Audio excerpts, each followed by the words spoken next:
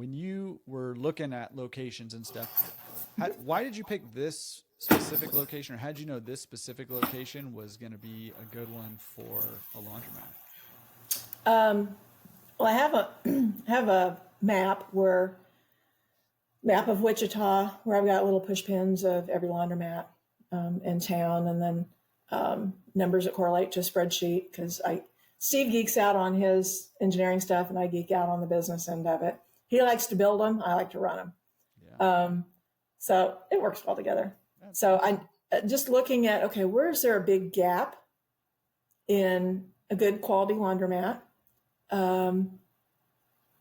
What is an underserved area? What is an area that has a demographic that I feel would be well served? And I can't underestimate boots on the ground. You can look at stuff on a map all you want to in different cities around, but get in the car and go drive it. Go in the grocery store. Go in the gas station, the quick trips around here. Go in and ask people, where's the nearest laundromat? Just kind of ask what's the awareness, what's their impressions of things, what's the demographic that's at that grocery store, at those Dollar Trees and Dollar Generals and stuff. What do the houses look like?